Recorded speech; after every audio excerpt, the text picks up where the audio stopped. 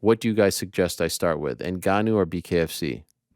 Let's talk about Francis. You want to talk about Francis? It's the most timely, right? It's the most present right now, happening in real time. Let's talk Francis. You know, if I was a broadcast, veteran, I would say, oh, coming up in the third hour, we'll talk to you about Francis Ngannou. But you say after this short break, yes, we'll get to Francis Ngannou. On the other side of the break, you're listening to 98.7. No, you never tell people you're going to break. That's right. I learned that when I was doing radio. What do you say? After these words or after these messages? Yeah, something like this. Coming up. Coming up. The audience definitely isn't. And it's always aware. A bullshit tease. It's always like, coming up, I'll tell you why Aaron Rodgers to the Jets is the worst move in the history of football. Yes. Some bullshit like that. And then it's like you come back and it's like two guys just talking about Aaron Rodgers to the Jets. Yes, as if the 7 minutes of commercials, it didn't click in like, they're not talking anymore. Right. Or anyone is sticking around for 7 minutes to hear the rest of that. No one's doing that. You're home by the time the commercial is over. Wednesday, we had Chatri Sityodtong, the CEO, the founder, the chairman of One Championship. I asked Chatri about Francis Ngannou. What did he tell us? He told us that he was going to be meeting with Francis Ngannou this Saturday in Los Angeles. Great. Based on the conversation we had, I think you would agree, seemed like he was leaning towards making him a very strong offer and seemed to be quite confident that this offer would turn into a deal that Francis would accept and that Francis would be joining One. It seemed to me that was the vibe that I was getting. Anyway, I checked in with Francis before the meeting. Just wanted to make sure it was an accurate thing. He told me, yes, he is meeting with him. I said, cool, good luck. If you want me to call in, I'll be the the third man in the convo. You need my advice? He said, I'm good. I'm joking, by the way. There are people running with it. All right, all good. Saturday, I didn't even check in. Sunday, my son's birthday. But I wake up, guys. I wake up to a message from Chatri Sityodtong, which I am going to read, and I'm allowed to read. It was an on-the-record message. He sent me this. Now, I don't know if he sent this to other people too. At first, I thought he was just sending it to me, but then I saw some other articles. So, here it is, the message. I'm reading it. This is what he told me. They sent this to me at 12:45 a.m. I was already fast asleep. Met with Francis yesterday, Saturday, for almost 3 hours. One has decided to withdraw from the process of bidding for Francis Ngannou's services. After careful reflection, we decided not to submit our final offer. Francis is a good guy and a good champion. I wish him continued success and happiness. At the end of the day, he added, I didn't feel that Francis and I were fully aligned on non-financial terms. It is nothing personal, just a lack of alignment. And then he reiterated, I like Francis, good guy, just didn't have alignment on non-financial terms. Is that the same statement he sent to other people? Is that pretty much verbatim? Yeah. So he copy-pasted that? That's what I'm saying everywhere. Yeah. Listen, that's how the statements go. You spread I guess. it. But see, so it was an uninitiated statement, meaning I never asked him for an update. So I saw that. I woke up to that. I asked him if this was on the record. He said yes.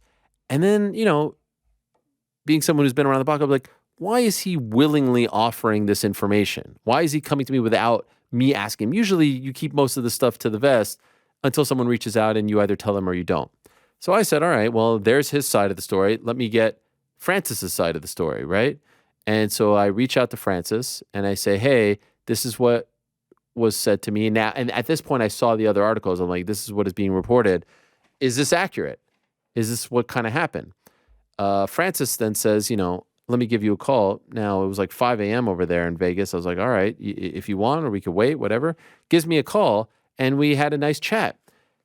Francis's side of the story is a little bit different. Basically, what I can share at this time, because he was very transparent. Francis is very close to signing a new deal, and with another promotion. And according to Francis, he was very upfront about this. And so they left the meeting on good terms, but, both of them came to an understanding that because he had already, kind of verbally committed to someone, more than likely he's not going to One. His feeling, and I'll be honest, my feeling after getting both sides of the story is, Chatri, which he's, in his right to do, tried to get ahead of the story, tried to save face by putting it out there that we are withdrawing, as opposed to we couldn't close the deal and get this guy to come.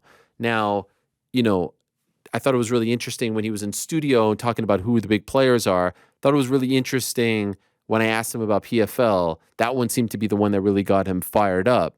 And so maybe coming off of that, he wants everyone to know, like, hey, we're in control here. We're not offering this guy a deal. It's not that he's choosing someone else. And, after a long conversation with Francis, that seems to be his side. And that's the kind of side that I'm leaning towards. That's no knock on them. And I asked him, and he said this came up in the conversation as well. Why did you take the meeting if you already had this commitment? He said, we had the meeting on the books. I felt like it was the right thing to do to hear him out. But I was transparent and didn't play any games with him and let him know that I have this and that I'm leaning towards this, but I still want to meet with you out of respect. Come to LA and hear you out. I think Chatri, wanted to do a deal with Francis, is my understanding. Came to the realization that he can't do a deal with him because he had this verbal commitment. He's very close. Could even be signed this week, he tells me.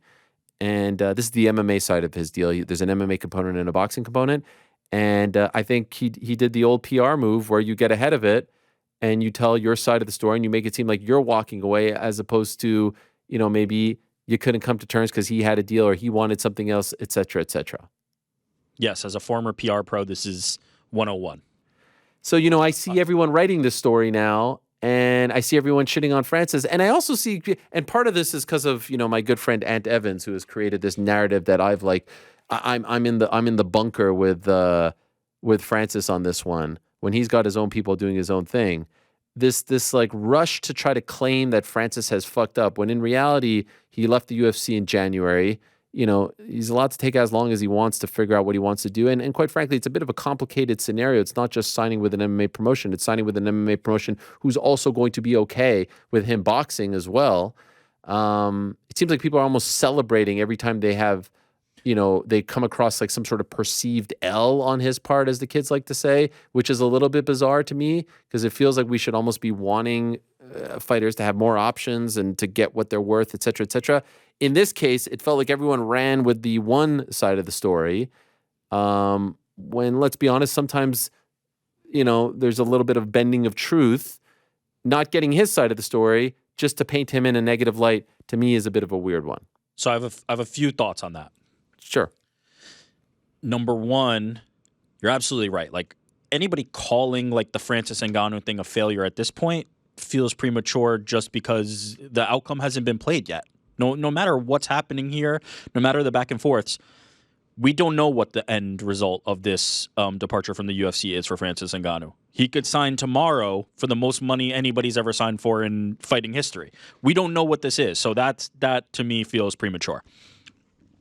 As far as the Chatri and Francis both having their side, I think, Chatri took a proactive approach, tried to get it out there, as I said, PR 101, smartly. I think it was very interesting that he used the phrase non-financial matters, right? You want to make sure that people know, hey, we've got plenty of money. It wasn't that we didn't offer Francis Ngannou big money. It was non-financial matters. So repeated that twice. I think a smart PR move from his side to go out proactively. Francis has been not kind of talking about all his negotiations out in public. So, I think naturally people are gonna go to the story that was presented to them. And the last thing I'll say is, I agree with you fully. Like, this is not a done deal. We don't know what the net result of what Francis Ngannou is happening with Francis Ngannou. But I will say, as people continue to come out and say, I have not or are not going to do a deal with Francis Ngannou, that starts to whittle down his options, right? Now he is in a different position than he was at the very start of this process, where everybody said, I'm interested in Francis Ngannou. I want to take a shot at Francis Ngannou. Now the options are getting more narrow. Now the options for who he's with. But to your point, he said he already is kind of on the verge of the deal with somebody. So that's insignificant. All these different organizations that ultimately are not going to end up dealing with Francis Ngannou, he already seemingly has something verbally agreed to. So, and just a reminder to the people, like, if a promoter comes out and says, I'm not doing a deal, like, just because David Feldman and Chatri say, think about why they're doing that. Well, think about why they're doing that. Just think objectively, right? Like, Does every single promotion who's potentially interested in Francis Ngannou, when it's time for brass tacks, do they have the means to pay for Francis Ngannou? And can they, once they potentially do pay for Francis Ngannou, maximize his abilities and what he brings to the table in order to produce something? If I'm Bellator, right, I don't have a pay-per-view product. Now, Showtime, I could see a world where, like, hey, we do a deal with Francis Ngannou to fight MMA and to fight boxing. That, I think, could be something potentially lucrative. But Bellator as a promotion, they don't have a pay-per-view vehicle. They're a product that's on linear television. Do I want to pay Francis Ngannou all this money to put him on linear television? Maybe not. If I'm One Championship, I have this deal with Amazon, right? We're in a different business. Do I want to? Just because somebody initially expressed interest and then is not ultimately able to do a deal, I don't think is any indictment on Francis Ngannou. It's business. It's trying to figure out, can I maximize what Francis Ngannou is going to give me for what I'm paying for him? And quite frankly, some people just can't get there. Like, they might not be in that game for Francis Ngannou. So for them to say, like, I'm withdrawing is almost like I'm breaking up with you before you break up with me. Or it's like, Exactly. It's me coming out and saying, like, you know what? I didn't really want to buy that Ferrari. I can't afford a Ferrari. Maybe I just can't afford a Ferrari. That's At the end of the day. I can't lie. That's exactly it. You nailed it. There's lots of different things happening here that I think need to be unpacked, and there's a lot more nuance to the conversation than just like Francis's demands were too much, or Francis is worth a certain amount of money. It seems like he has a verbal agreement with somebody who's going to pay him the amount of money and give him those stipulations and things that he asked for. Just because somebody is withdrawing from the conversation doesn't mean they were ever even in the conversation to begin with, to be completely honest. It's also what you said, Ariel. Like, it's not done yet. Like, we can't make a final judgment on whether this move was a success or a failure. It could be either one. It could be a success. It could be a failure. Like, that story has not been written yet. We have to wait and see what happens.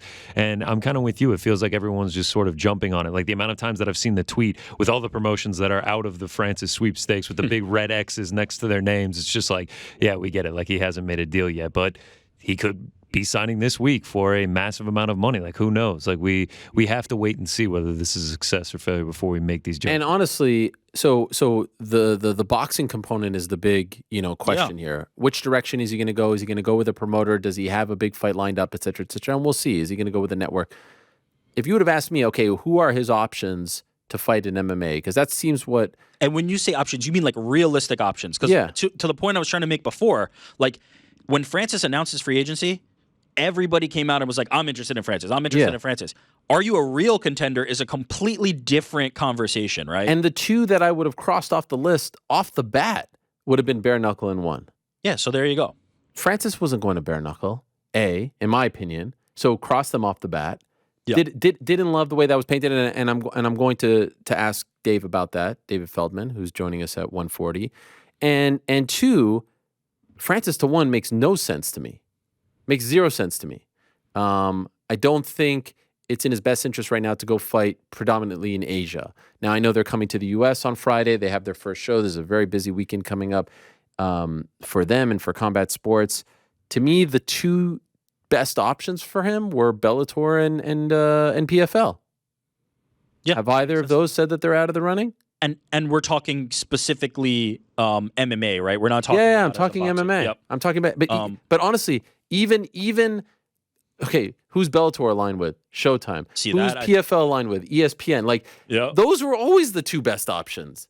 Always the two best options. Especially if you want to try and do both sections of that, right? If you want to get Francis as a boxer and if you want to get Francis as an MMA fighter, there's a potential path to that with those relationships. So yeah, I agree with you.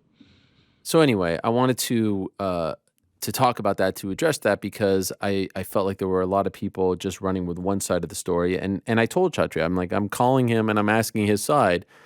I don't know if he wanted me to do that, because he told me there is no other side of the story. And I was like, nah, there is another side. There's always another side of the story. You telling me you were meeting with him is the first part of the story. This is now the aftermath of the story. And so you saying you don't want to offer a deal is great. Or non-financial terms, whatever that is great. But I would like to know why, you weren't, quote unquote, aligned from Francis.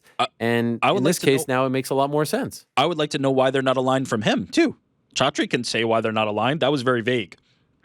It wasn't we couldn't meet on XYZ point, or Francis Ngannou asked for this and we can't provide this. I'd like to know from that side why they weren't aligned as well. But I will say part of this is in Francis's control as well. He could come out right now and say that's not. I think he's going to talk. I've invited him to come in studio when this is all well and done. I think he'll explain. It makes no sense for him to explain all of this now. And so people could be spiking the football on his behalf. And again, I think that if you are in favor of fighters getting what they are owed and, maximizing their worth, short window, all that stuff, why you would be rooting against a guy who is taking the road less traveled. I mean, truly the road less traveled. No one has ever been in his position. Heavyweight champ walks away from and yes, could he have made $5 million, $6 million, whatever it is from the UFC, and look at what look what that platform does to the Michael Chandlers of the world and to the name them of the world, right? Anyone who's under their umbrella. Yes, he's taking the road less traveled for whatever reason. A guy who came from nothing. The rush to shit on him and to mock him and to say that he's fumbling the bag and to say that he's screwing up his career and to say is mind-boggling to me. Truly, it's mind-boggling to me. It's just also not objectively true, right? Like, we don't know. What bag did he fumble? It could be. It could be a bag fumble, or it could be a success. Like, we just don't know yet. I want him to succeed because if it does end up being a failure, then you have to worry that, like, he'll be pointed to whenever a fighter considers doing this in the future. Like, if it does end up being a failure, it's just like, well, like, look what happened with Ngannou. Yeah. So, like, I hope that he succeeds in whatever he's trying to do. To me, the big question is the boxing component. What does he have, under his hat there? What does he have lined up? And let's see what happens. But, in Chatri's mind, he could be 100% accurate here. Oh, I'm walking away from this, right? I get it. I'm not trying to call him a liar, but I do think that there are there's two sides to the story here. So, he painted a picture of like, all right, I came to him, there's no deal to really be talked about, but I wanted to hear you out. Okay, great. And so, historically, I'll just say, as a reporter who's been doing this for a long time, when information is being offered up that easily about something, about negotiations, about contracts, which everyone tries to keep under their hat, there's another side to the story, right? Absolutely. This is different than, hey, Demetrius is fighting Adriano Moraes on May 5th. This is correct. This is negotiations. Especially when the even to be more specific, when the language is vague, when the terms of what's discussed are vague, you wonder what the purpose of it is.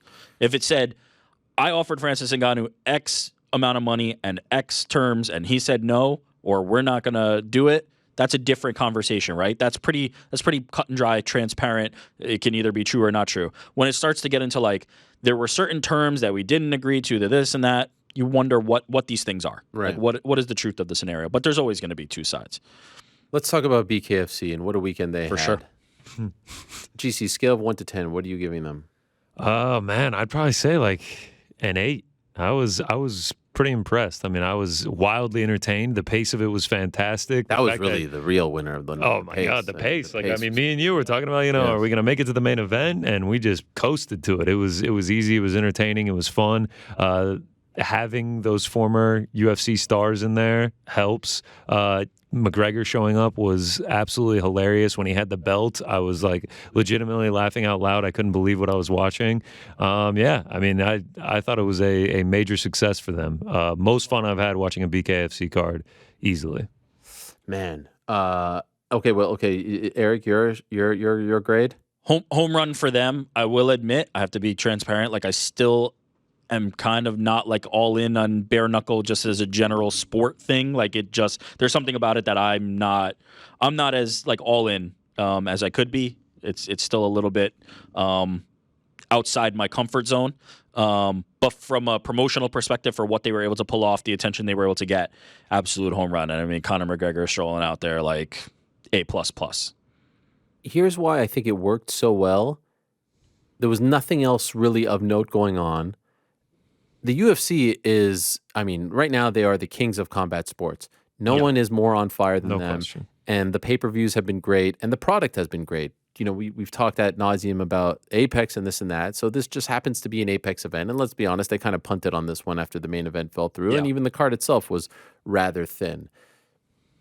So BKFC had the benefit of being pretty much the only big show of the weekend. Like the problem with one's event this weekend is it's the Friday before UFC pay-per-view. It's going to get swallowed up, unfortunately, in terms of coverage and whatnot. Here they got lucky, and it's really just a luck thing because so many events are being added. So many big, Tank Garcia could have fallen on this Saturday. It was last weekend, 2 Saturdays ago. Canelo is also boxing this weekend. And, oh my God, yes, that too. And WWE Backlash in Puerto Rico starring Bad Bunny. Who could forget? So there's so much UFC. There's so much going on. There's so much in sports. The BKFC thing is just so far to the left in terms of like wackiness and spectacle that for a random Saturday, it's fun. It's different. Mm-hmm. It's kind of the Wild West. It's a little crazy. It's a little kooky, but it's entertaining. The pace of the show is fantastic. I mean, there's no pre-fight packages hardly. It's like boom, boom, boom, boom. I was texting with Chael. I was like, Chael, I've seen you for like 15 seconds on this broadcast. Where have you been? But it's just like boom, boom, boom. They just get onto it. I mean, like one person is walking out of the ring and the other people are walking into the ring. They're hitting the music as they are leaving the ring. Yeah. Absolutely amazing. And I'll be honest, I was thoroughly entertained. I really enjoyed it. I've often said it's a little squeamish, a little this, but like same. The Eddie Alvarez Chad Mendes fight was last round, incredible. Like that last round, I was like actually like screaming in my living room. Like it was so good. Perry and Rockhold sold the shit out of that main event all week long leading up to it. They did a great job. The ending was unfortunate, but it was still entertaining for what it was. The Beck Rawlings fight was fun. The Ben Rothwell fight was fun. There was a seventh. Like the whole thing was just a grand slam. And then on top of it, some way, somehow, Conor McGregor, of all people, shows up, is sitting cage side, is offering advice to Eddie Alvarez in the middle of his fight. There's a beautiful moment there where he tells him, throw the uppercut. Eddie throws the uppercut and he points and thanks him for it. Here's Conor watching two of his old foes go toe-to-toe. I didn't know if that was like some big brother thing or just his genuine interest in the event, but either way, a freaking grand slam for BKFC. Perry, by the way, the ultimate showman, the ultimate promoter, has the presence of mind to call him into the cage. Now, I've asked multiple people, and I'm going to ask Feldman this. Ring. Did you, the ring, yes. Did you pay for Conor to be there? Because if not, this was like the greatest. And even if you did, I think you got your money's worth. But if you didn't, like, God, this is a gift from the fighting gods. Perry calls him in. They have the face-off. And it's not even something that after the fact, Conor's like, shit, I shouldn't have done that. He's even tweeting about it after the fact. Yes. He's even putting them over more after the fact. All of it was just an amazing. Perry leaving the UFC and let's be honest, had a few controversial moments towards the end of his run in the UFC and had some ugly moments outside. Finding his place in this particular crazy world as the face of this world and being successful. And now with this gimmick of like, oh, let me fight MVP. Like he's the guy who fights the newcomer from the world of MMA and beats them and out toughs them is pretty remarkable. He fights MVP, beats him. He fights Rockhold, he beats him. I don't know who he fights next. Logan Paul? Does he fight Jake Paul? I don't know who he does next. But the way that he has found his lane in this world is pretty damn amazing. So overall, I think it was a 10 on 10, a 12 on 10, just a massive success for them. Not only that, but there's the path here, and we were just talking about Francis Ngannou. Mike Perry's with BKFC, also doing regular like amateur boxing fight, not amateur from that perspective, but like influencer, pro boxing. Yeah. But there's a path here for somebody whose stock is high, has some notoriety, can leave the UFC and kind of make that path for himself. Now, Francis Ngannou, we're talking at a different level, right? We're talking about the former UFC heavyweight champion, but there's a blueprint. There's a blueprint to being a guy who floats around these different organizations, can headline a card, and you just throw the money behind them to bring the attention. Now, Luke Rockhold also contributes to that, right? It's not just Perry. It's on the back of that specific fight, which was great. And to your point, they sold the hell out of it in the lead up.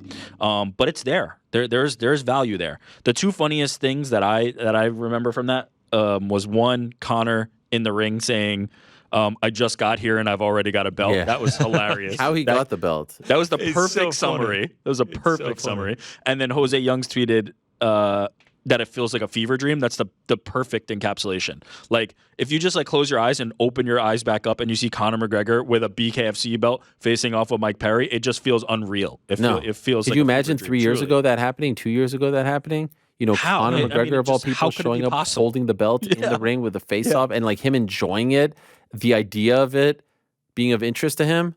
After Incredible. Luke Rockhold and Mike Perry and Look Eddie at Alvarez this. and Chad Mendes just fought. Yeah, It's I on mean the that. screen. Look at this. Now, do you think the UFC was pissed about this? I would I don't. They might be pissed, but I don't think McGregor cares at all. No. I mean, he's posting Instagrams talking about like if a bare knuckle fight is in his future, like so be it. Like he's not afraid of anyone. I also love how like Mike Perry's just like, you know, like you've been a big inspiration for me. And he's like, I'm never retiring. Like we'll fight one day. Actually, we have a tweet of Perry from 2020, right? Yes, calling yeah, for yeah. this when he was still in the UFC. And obviously Perry would do it. I love how Perry was like quasi a fan. He's like, "Can I get a face off with Yeah. Conor McGregor?" Here's the tweet: "After I beat Robbie Lawler, this is back in October of 2020. Let's go, Conor. Notorious MMA, a stand-up fight everyone will want to see. How about that?" And I don't think he was talking about BKFC at the time because he was still in the UFC, but. It's like the sideshow McGregor. It's like the sideshow Cormier Brock. You know, it's like the carnival version of when Brock came Yes, into yes. the cage with Cormier.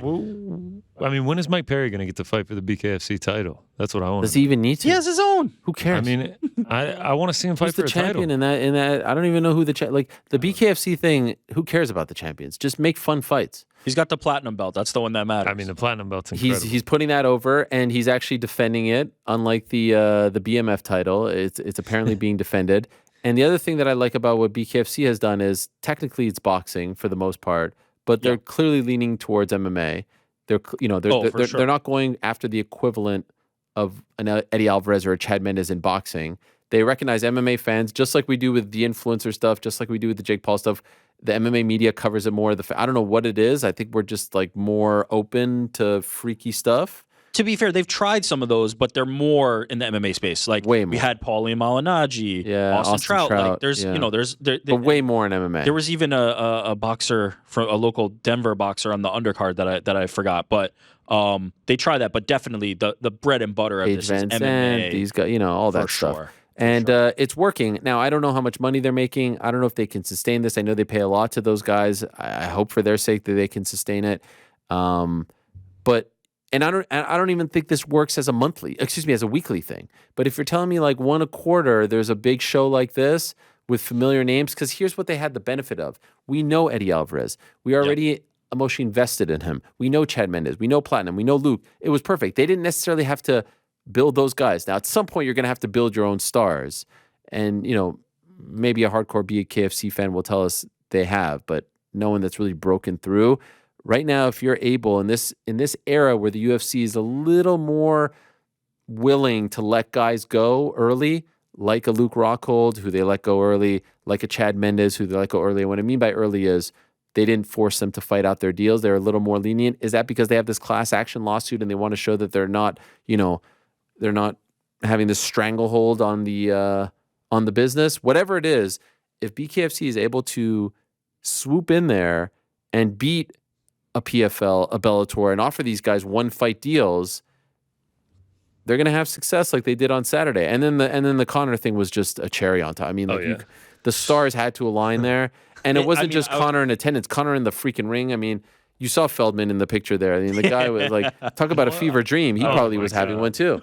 He probably was literally in shock. I can't wait to hear what he has to say about it. I'm with you though. Like it doesn't need to be a weekly thing. Like they kept showing promos for BKFC 42. I was like, don't know if I'm going to watch that. But like if every few months, like a great BKFC card rolls around like this, I will absolutely be tuning in. I would say Conor McGregor is the Sunday and everything else was the cherry, if we're Fair doing that enough. analogy. And the other thing I'll say, the thing that will provide long-term sustainability, it's great, the plan you've laid out that they're following to effect, is when they start getting fighters that are not leaving the UFC, that are not released early by the UFC, but more like Mike Perry, where the deal is up and they decide to go to BKFC. That, like Burgos with PFL, those types of moves, those types of changes are where I think the growth will come from. because that's where you start to get momentum and fighters in their prime and saying like, I am choosing this as an option as opposed to a default or a backup. It is gruesome though, right? I mean, those I have to Rockhold admit, pictures. it's not really for me. It's not really for me. It is a little too brutal. But I think, and somebody pointed this out to me. I believe it was my friend Oscar Willis. The advent or the popularity of the slap fighting, I think, has helped BKFC as something where it's like, look at this. Like when BKFC was first coming into existence and popularity, and just bare knuckle fights in general were becoming more popular, there was a lot of pushback on like the brutality and the violence, and you see it with the cuts on the faces and things like that. But now that slap fighting's out, it's kind of like, hey, this is a safer or this is a better alternative to even that. So I think they've actually been done a great service and a favor by the idea that the slap fighting exists, because people can look at this with a little bit of new perspective and new vision, and maybe it's not lowest common denominator. Maybe there's something a little more to it. But I will admit, I get squeamish with it. It's not. It's tough. It's tough when you see. I mean, look at Luke Rockhold. Look at his face after that fight. My God. He got hurt bad. Teeth. Yeah. There's something about the teeth, and then the lip, the stitched up lip. Yeah. It is not a forgiving sport on the face. Like, I mean, you are coming with. Oh, look at that The tooth just like cleanly chipped too. It looked like they got indented. Oh man. Am I crazy? No, yeah, from the side angle, this angle right here, like it kind of does look like there's like That's gruesome stuff. that one on the left. The lip tore up too. But it seems like he's going to keep fighting. He said in that video there, maybe some gloves next time. Yeah. Imagine doing that like a Mike Perry and coming back for more 3 times. That was his third Mike Perry fight. seems to love it, dude. He loves the fans. He loves the platinum belt. He loves everything about it. And I have to say, like, Mike Perry is turning into must-see TV for me. Like, I have to turn it on. He's great. I can't wait to hear his interview today. He posted the meme, the dog got the Mike Perry in him. I mean, that's what it is. Like that, he's that dude. And I mean, you remember MVP versus Perry. Like we saw MVP look as bad as he's ever looked damage-wise after that fight. Like this is not for everybody. To his credit, though, MVP said he'd like to give it another go, potentially against Mike Perry, maybe. But this is not for everybody. You got to be a Mike Perry. You got to be like, I could see who am I don't know, UFC wise, like Nate Landwehr would do great. Oh my God, yeah. You know what I mean? Like you have to be that talk type of the dude. game. He's crazy. He's durable. Like you're right. Like there's a specific type of fighter that's perfect for BKFC. Yeah. And again, it's I understand because we've talked about this. I've had people on to talk about this. I understand that it's a cosmetic thing. I understand that, some people would say like the repeated blows to the head and the gloves and all that. But cosmetically, you can't tell me that you show someone that and then you show someone Aljo Cejudo and they say that the Aljo Cejudo fight is more brutal. Cosmetically, right? Like on the surface, you got to be prepared to see what you're about to see. The science of it is important and all those things are important. But when you look at Luke Rockhold's face after that fight, you realize it's a serious business. Yeah. It's a serious business. Oh yeah, you definitely got to know what you're getting yourself into. But I enjoyed it. I thought it was so. It was a great night for them. They owned the night.